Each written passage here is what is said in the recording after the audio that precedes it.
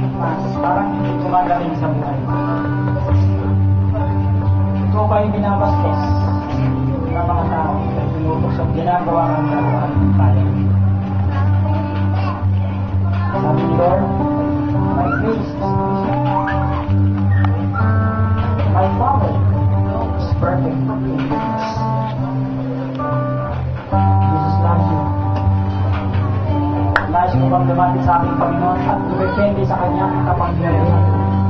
Kung yan ang nais mo, pinakailangan ka sumunod sa naisin ka. Sabihin ko anong buhay sa kanya. Maraming salamat po. Sa mensahe ko, ang biyaya mo sa pa.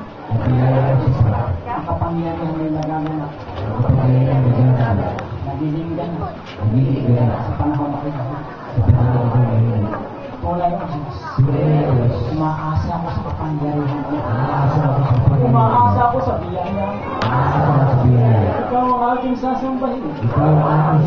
Pupulihin. Panginoon Diyos, patawad ko. Ako nakadepende sa mga bagay. Patawad ko, Panginoon. Nais kong mabuhay. Nasa iyo. May pagtitiwala. May malaking pananampalataya. Sa oras nito, Panginoon, alam kong ginagamot mo yan. Ang problema ko sa financial. Ang problema ko sa physical. Sinalalakas mo na ang aking spiritual. Ang aking pananampalataya. Ang aking malaking pagmamahal sa iyo. Inuundag mo na ang aking kaalaman. Ang karunungan sa iyong salita. Lalo mong pinalalawa ang aking buhay. Pinabago patungo sa kabanalan. Maraming salamat po. Tinatalaga ko ang aking sarili. Aking maglilingkod sa iyo ng buong katapatan, ng buong pagmamahal. Sasambahin kita sa Espiritu at sa katotohanan. Ikaw ang aking Diyos na kikilalanin. Sasambahin, mamahalin, paglilingkuran ng buong puso, kaluluwa, buong pag-iisip, ng buong lakas. Ngayon ko sasabihin, mahal na mahal kita, Panginoon Diyos. Marami pong salamat. Sa ngalan ni Jesus. Amen!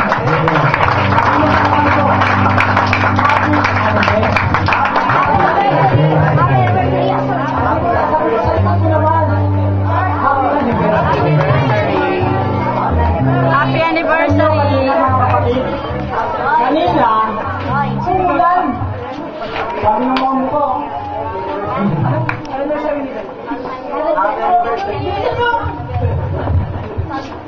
Anong pa nga hindi natapos sa ulan? Bakit? And now, let the winds say I am strong. Let the birds say I am free.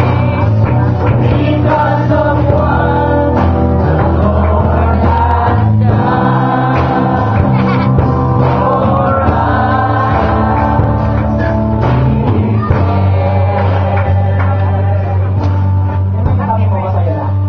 Amen! Ang gilat na yun! Masaya ka?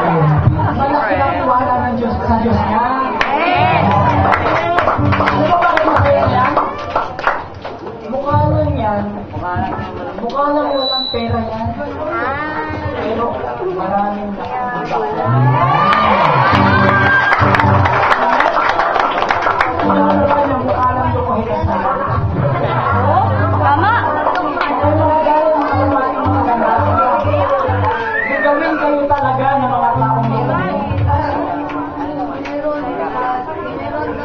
Pero huwag ka mag-alala, bibigyan ka ng totoong lalaki para sa iyo. Ang mga lalaki, pag nandito, bilis. Nagot! Meron na. Brad! Kapitan, Brad! Kapatid, tingnan mo yung katabi mo. Sige nga. Sabi mo sa kanya, kapatid, Pasensya na po kapatid. mula ngayon, paalam. Kanya.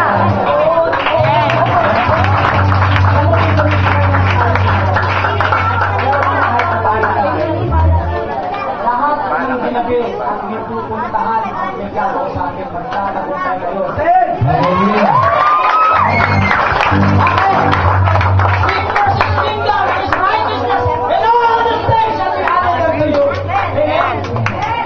May kausap lang yung isip ko. Basta pag-uusap niyo, magtatagumpay ka. Amen? Kung may deal kayo, kung ikaw ay nandito ngayon, hindi ako pumasok sa trabaho, kung ikaw ay puyat, no? Puyat ka na, ang mensahe, kailangan nyo, makita ako ang pastor dito, hindi ako pwede magpuno, makita nung... Nagpala ka ng Diyos, kapatid. Amen? Bakit? Mahina man ang mata mo, malakas kami ng Espiritu. Palakpakan natin ang Diyos. Huwag kayong nawala ng pag-asa, kapatid. Ang Diyos ay lagi nakahanda para tulungan ka sa lahat ng problema. Palakpakan natin ang Diyos. Bakit? Kaya pala dito yung pastor kanina. Alam hindi. Marami na ako naging leaders na parang ako inaaway sa kabila ng pag-aaruga ako sa kanila. Pero naintindihan nila ngayon sapagkat sila na kayo ng pinakaaway sa kanila. Bumabalik sila at sabag sinasabi nila wow, ganun pala pastor talaga naman ako. Parang inayos siya kanina. Amen? Kalimutan na natin yun ngayon. Pagkakapatid tayo, isa rin ang pupuntahan natin sa langit. Amen? Pagpagian na tayo ngayon. Amen? Kung yung isipin sila ay kailangan. Ginagamot ng panahon ang sakit ng damdamin. Amen. Tagal mo na pagpapatawad. Amen? Sabi sa mo, nagtawad tayo ka. Alam mo yung kapatid ko dyan? Si Brother Rudy. Lahat ang ginagawa ko, ginagawa niya eh. Naging pahinante. Kung anong gagawin ko, ginagaya. Nagpastor ako yung pastor din. Mabuti na lahat ng mabuti yun ang ginagaya, yung masama hindi ginagaya. Kaya kapatid, kaya kami ng Diyos, katulong natin yan sa pag-ibanghelyo para magaling natin. Lahat ay makukuha ng unbeliever!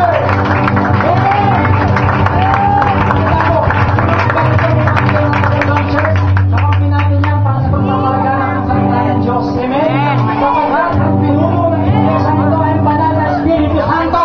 Kapagkat saan ka mang pumunta, kung tayo sa ibang bansa, nandun ang Espiritu ng Diyos. Kapagkat natin ang Espiritu, naroon ay kamayan, naroon pagkabago.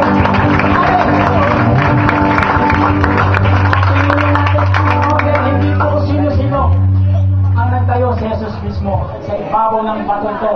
Itatayo ko